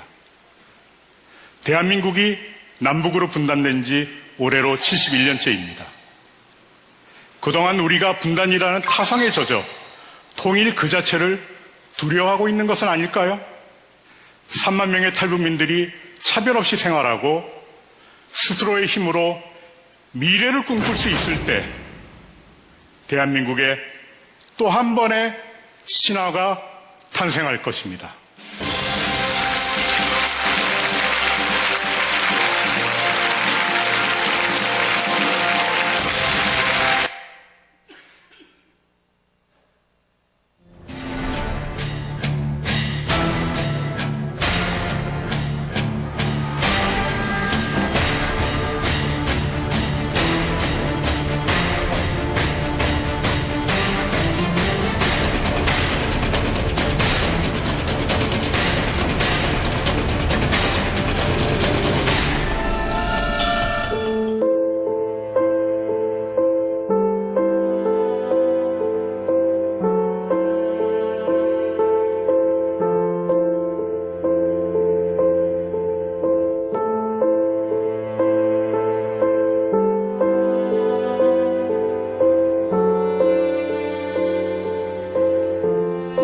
이야기를 얘기하자면 전 함경북도 청진에서 태어났는데요. 15살에까지 살았습니다. 지금은 27살, 한국 온 지 12년 됐습니다. 근데 한국 오기 전에 북한에 살 때는 가난해도 너무 가난하게 살았습니다. 네. 저 여동생이 한 명 있었거든요. 제가 13살 때인데 여동생이 이제 11살 때였습니다. 근데 그때 북한 엄청 가난했거든요. 그래서 가난할 때인데 그때 굶어서 이제 돌아갔거든요. 그 동생이 이제. 근데 동생이 죽었는데 그 제사상이라고 났는데 그게 넣은 거랑 옥수수 죽밖에 없는 거예요. 그래서 그때 생각이 든 게 나중에 동생한테 좋아하는 밥을 음식 해주고 싶다는 생각이 들었거든요. 근데 나중에 자립을 하게 되면은 동생의 또래 친구들이 굶주리지 않게끔 그 친구들을 이렇게 베풀면서 살려고 생각하고 있습니다. 네. 북한에서는 꿈이 없었어요. 솔직히 얘기해서. 꿈이라고는 정말 잘 먹고 잘 사는 거였거든요. 지금 와서는 저만 먹고 잘 사는 게 아니라 같이 베풀면서 잘 사는 게 저희 목표거든요. 탈북자들에게 구체적으로 살 수 있는 방안을 가르치고 제시하고 틀을 만들어줘서 저들이 남한에서 성공적으로 자립하고 자활해야 그게 앞으로 통일을 내다보게. 이번 백사장 프로젝트를 통해서 저희 탈북민이 자립하는 것이 통일의 작은 시작이라고 생각합니다. 그 작은 통일이 시작될 수 있도록 여러분들이 후원해 주시면은 저희가 한 걸음 두 걸음 나갈 수 있도록 정말 최선을 다해서 열심히 하겠습니다. 네. 저는 100명의 탈북자 사장 만드는 데 대한 꿈이 많아요. 그것도 굉장히 중요한 일이죠. 근데 이 사업을 하면서 더 욕심내고 또 기도하는 게 있는데 그 백사장을 만들려고 같이 동참하는 소액 투자자들, 동참자들, 또 귀한 하나님 나라의 자원들이에요. 그래서 저는 여러분들이 저와 함께 여기 참여했으면 좋겠어요. 여러분 백사장 프로젝트에 저와 동업자가 되어주시지 않으시겠습니까?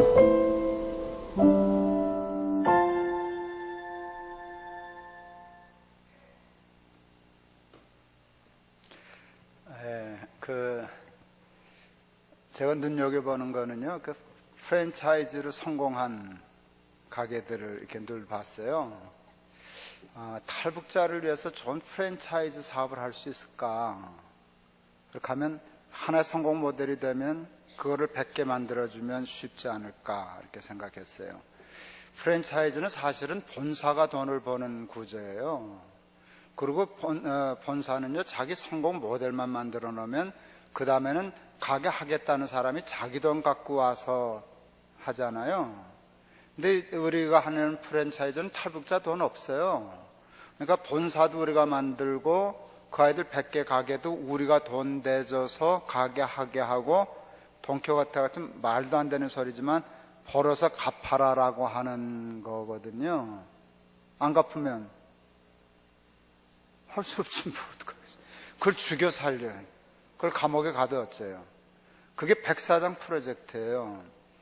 그 일본 라멘 가게 뭘 해서 프랜차이즈화 할 때 고민이 많았는데 우리 그 사무총장이 그 고민을 했죠. 뭘 해야 되나 사업 아이템을 찾는데 우리 사무실 4층인데 아래를 보니까 젊은 부부가 일본 라멘 가게를 하는데 손님이 많더래요.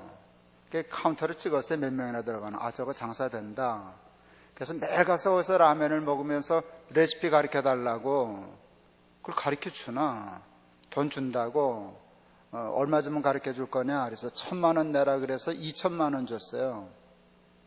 2,000만 원 주고 제대로 가르쳐 달라 해서 우리 그 상임이사는요, 석 달 동안을 사무실 출근 안 하고 그 집 부엌으로 출근했어요. 그래서 청소부터 배웠어요. 여기에 뭐 엘보가 오고 이거 얼마나 힘들어요. 그래서 불하고 씨름하고 해서 이야기를 담은 라멘이라는 가게를 작년 말에 창업했어요. 여러분 음식점 하면 다 성공하죠?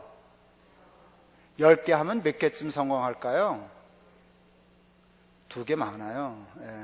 2개 정도, 많아야 2개예요. 8개, 9개는 망하는데 우리는 8개, 9개 안 성공하고 마지막 1개에 속했어요. 저게 살아남았어요. 저게 장사가 돼요. 아니, 목사인데 사무총장이. 그 친구가 배웠는데 제대로 배워가지고요. 우리는 낮에 가면 손님 자리 없어요. 우리가 목표하는 게 하루 80만 원 매출 올리는 거였거든요. 근데 드디어 지지난주에 100만 원 돌파했어요. 괜찮죠? 이제 요거를 가게를 그려내서 거기서 탈북자들 해서 훈련시켜서 하나하나 이제 내보내는데 아까 남자아이하고 여자 있었죠? 둘을 올해 창업시켜요. 하나는 남자아이는 지난주 가게 계약했어요. 물레동에. 그래서 이제 인테리어하고 12월 초에 오픈해요. 우리 라면 가게 이름이 이야기를 담은 라멘이에요. 그리고 우면동에 있는 건 본점이고요. 이제 제 성진이가 이제 2호점 내는 거예요. 그 다음에 3호점까지 내고요. 그 다음에 호주에 지금 한 2-3개 하려고 하고 있어요. 그 가게 하나 하는데 한 1억 5천 정도 들어요. 여러분 그 100개 하려면 150억 들어요. 해보려고 그래요. 50억은 준비했어요. 뭐 한꺼번에 100개 할 건 아니니까 여기에서 성공하기 시작하면은 뭐 또 돈 주는 사람이 있겠죠. 그렇게 해서 탈북자 이 사업을 하려고 그러는데 이게 남들 보기에는 저기는 뭐 방송도 나가고 그러니까 선교 얘기하지도 못하고 하나님 나라 얘기 안 하지만 저기 이제 숨어있는 속내는 하나님 나라예요. 통일도 생각하고 북한도 생각하고 그렇지만 난 이것을 통해서 선교한다. 하나님이 이 보이지 않는 성전 건축 프로젝트를 기뻐하셨어요. 하나님이 기뻐하시면 골치 아파요. 사탄이 슬퍼하셔요. 아, 이게 참 골치 아파요. 보이지 않는 성전 건축이 이렇게 잘 돼가니까 사탄이 딴지를 걸었어요. 우리 5,000명 출석할 때 학교가 나가라 그랬어요. 5,000명 제적이 아니고 출석 5,000명은 좀 커요. 어디 갈 데가 없는 거예요. 그런데 제가 아침에 잠깐 얘기를 했었지만 순서만 바꾸면 돼요. 우린 200억이 있잖아요. 보이지 않는 데 쓰겠다고 약정한 200억을 예배당 해결하는 데 돌리고 그 다음에 나중에 하면 돼요.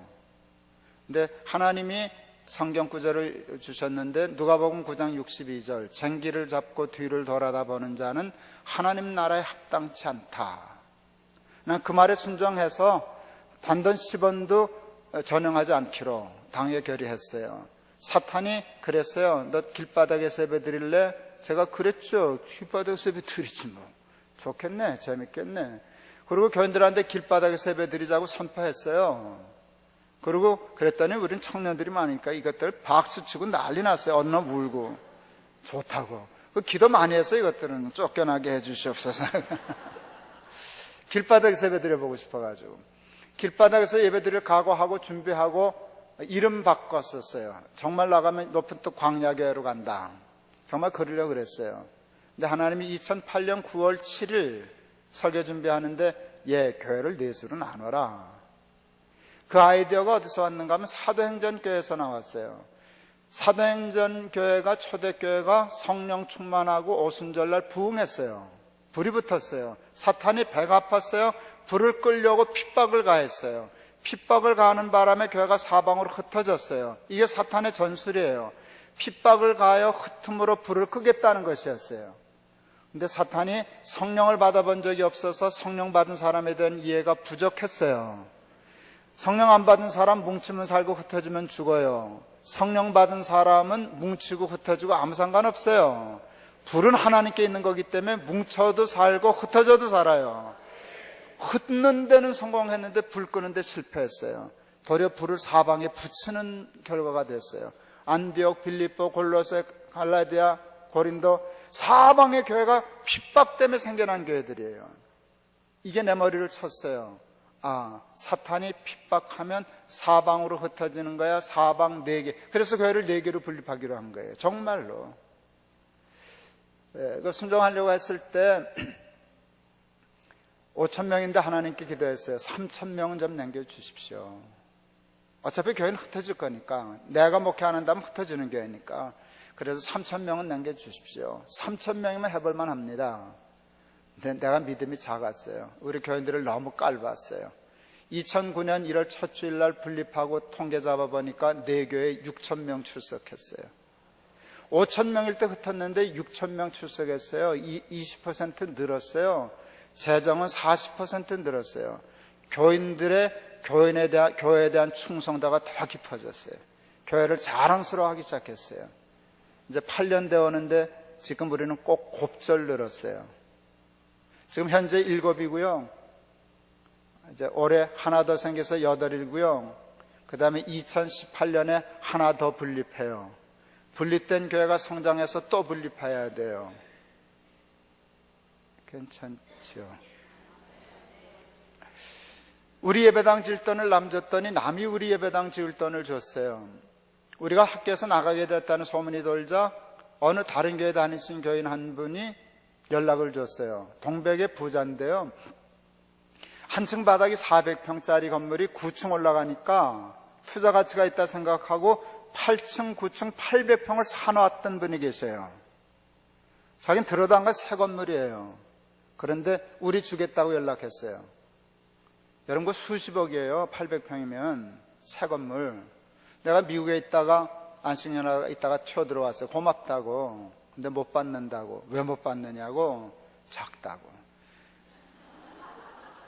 우리가 출석 5,000명은 800평 갖고는 교회를 못 한다고. 죄송하다고. 그러고 돌아갔어요. 근데 우리가 교회를 4수로 나누기로 했잖아요. 4 중에 하나는 쓸만하겠더라고요. 당장 달라 그랬죠. 그랬더니 기쁨으로 주셨어요. 그 인테리어 하는 데만도 한 10억 들었을걸요? 그 돈은 누가 낼게요? 그것도 그분이 냈어요. 우리는 그냥 빈 몸으로 들어가서 교회 했어요. 그게 높은 뜻 하늘교회예요. 지금 한 7, 800명 출석해요. 그분 지금 어느 교회 다니시게요? 그냥 자기 교회 다니셔요. 우리 교인들은 그분 와도 몰라요. 본 적이 없으니까. 아니 나타나지도 않아요. 근데 그분이 누구였는가 하면 녹십자 회장님 가족이었어요. 내가 본래 아는 집이었는가 하면 난 그때 처음 봤어요. 그분이 내 설교를 듣고 그 집이 그 부인 집사님이 내 책을 많이 읽고 그러셨더라고요. 근데 그 회장님이 돌아가셨는데 그 기증하고 돌아가셨는데 뇌수술하고 투병하다가 그분이 그러셨어요. 저도 탈북자입니다. 그분이 개성분이시더라고요. 우리 탈북 사역하는 거 보고 마음에 감동되셔서 우리에게 그 주셨어요. 근데 어느 날 부인 집사님이 제 방을 찾아오셨어요. 남편이 유서 썼습니다. 변호사 불러다가 서울대병원에서. 이제 자기가 자신이 없으니까 유서를 썼는데 아들들도 모릅니다. 김 목사님 하는 그 탈북자 사역 그 조언이 그 재산 주식 그 김 목사 주라고. 그게 유언이에요. 그 얼마나 되냐고 물었더니 모르시더라고요. 한 300억 원은 넘는 것 같습니다. 그래서 300억 원인 줄 알았어요. 그 유서를 그렇게 했는데 그 집 아들 하나가 재판 걸었어요. 무효라고. 돈이 자기한테 안 하고 엉뚱한 데로 오니까 무효 소송 걸었는데 한 3년 재판했어요. 대법원까지. 그 유언 유효하다 그래서 제 이름의 통장으로 다 들어왔어요. 600억 들어왔어요. 300억인 줄 알았더니 600억이 들어왔어요. 그래서 미래나눔 재단이라는 재단을 세웠어요. 탈북자 장학재단을 하고요. 아까 백사장 하는데 50억 됐다고 얘기했죠? 그거 거기서 줬어요. 거기 근데 지금 돈이 주식이 많이 해가지고 1200억까지 갔었어요. 무슨 조화인지 잘 모르겠어요. 무슨 조화인지 잘 모르겠어요. 하나님 앞에 제가 200억 우리 교회 헌금하면서 그랬어요. 오병이옵니다 하나님. 누구는 5,000배 주고 누구는 5배 주고 이런 거 없깁니다. 우리도 5,000배 달라고. 그러니까 조금 많으니까 깎아는 드리겠다고. 내가 12광주리는 안 받는다 그랬어요. 그러니까 5,000배 내놓으시라고. 여러분 200억에 5,000배면 얼마예요? 그걸 누가 알아요? 기독실업인에 가서 얘기했더니 어느 분이 100조입니다 그러더라고요. 내가 아직 검산도 안 해봤어요. 해봤자 계산이 안 나오니까 100조인가 보다 해요. 100조라 그러니 내가 돈을 아나. 100조에 대한 개념이 없잖아요. 저는 그거 상관없어요. 내가 요구하는 돈은 이거예요. 하나님 탈북자는 애써서 우리가 해볼 테니까 통일됐을 때 북한 먹여 살릴 수 있는 힘을 주십시오. 그거 여러분 꼭 교회가 안 나서도 결국은 누가 해요. 그렇지만 교회가 선점해야 되지 않겠어요? 예수 믿는 사람들이 먼저 나서야 되지 않겠어요? 그래야 그들의 마음밭을 얻지 않겠어요? 그래야 누가 씨를 뿌려도 되지 않겠어요? 2007년도 동안교회 지었어요. 그때 100억 봉사했어요. 2007년이 북한이 고난의 행군하면서 200만 300만 굶어 죽는다는 때였어요. 내가 그 소리 듣고 당회에다가 예배당 못 짓겠습니다 그랬어요. 심각하게 나는 내 양심상 예배당 못 짓습니다 그랬어요. 이게 말이 돼요? 지금 건축 중인데 건축을 시작 안 했으면 못 짓겠다는 말을 할 수 있어요. 건축 중인데 못 짓겠다 그랬어요. 뭐 어쩌시겠냐고. 제가 그랬어요. 이제 통일된 후에 이 사람들이 이북에서 내려왔을 때 너 우리 아버지 굶어 죽을 때 너희들 예배당 지었다면 100억이라면 나 같으면 도끼 들고 와서 찍는다 그랬어요. 이런 게 무슨 교회냐. 찍는다. 도끼를 찍지는 않아도 난 예수는 안 믿을 거다. 너희들 같은 인간이 믿는 예수는 난 안 믿겠다. 그러지 않겠냐. 그랬어요. 그런데 어떻게 예배당만 짓고 있냐? 발잡기 편하게. 이건 하나님 나라에 역행하는 일이다 그랬어요. 그래서 그럼 어쩌라는 얘기였어요. 내가 1억 달라 그랬어요. 여러분 100억 예배당 짓는 교회가 1억이 많지 않지만 여러분 예배당 지어보셔서 알지만 그때는 1,000만 원이 힘든 때예요. 있는 마른 수건을 짜는 때니까 1억을 떠내라고 하는 건 평상시 10억 내라는 것보다 더 힘든 거예요. 하도 때를 쓰니까 장로님 좋죠. 그래서 연변에 가서 옥수수 3차 사서 들여보내고 예배당 지었어요. 그게 옳지 않아요? 그래야 하나님의 나라가 이루어지는 거 아니겠어요?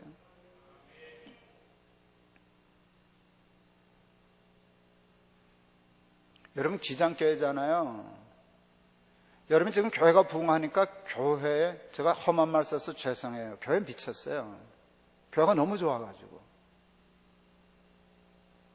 여러분 그렇게 되면 교회 목적을 상실하는 거예요. 하나님께서 안양제일교회를 사랑하시고 부흥케 하신 것은 안양제일교회 잘하라고 그러는 게 아니에요.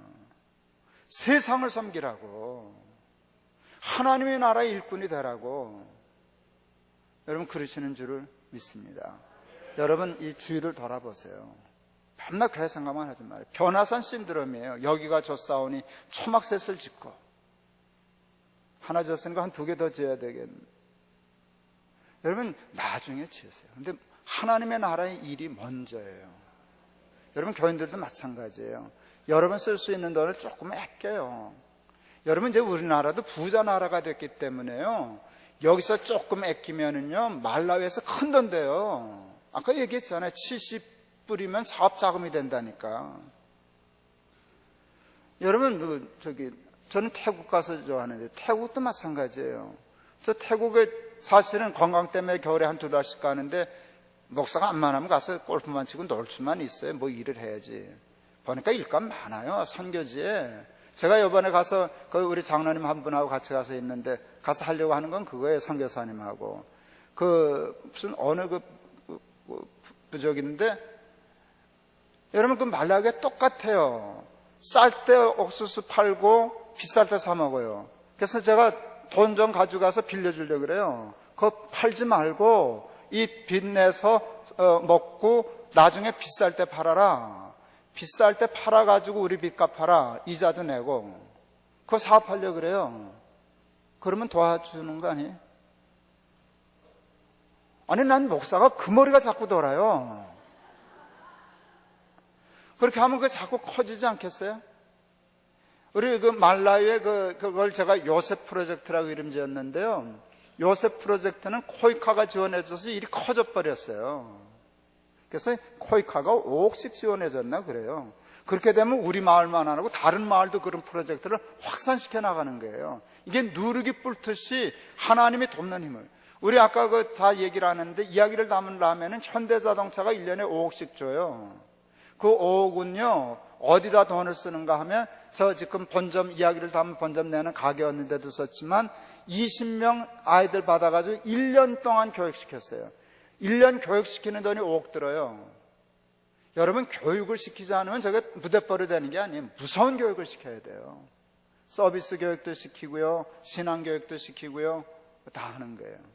근데 그게 성공해서 잘 되니까 현대자동차가 또 주네요. 그래서 저긴 나오지 않았지만 지금 2기 20명이 또 훈련받고 있어요.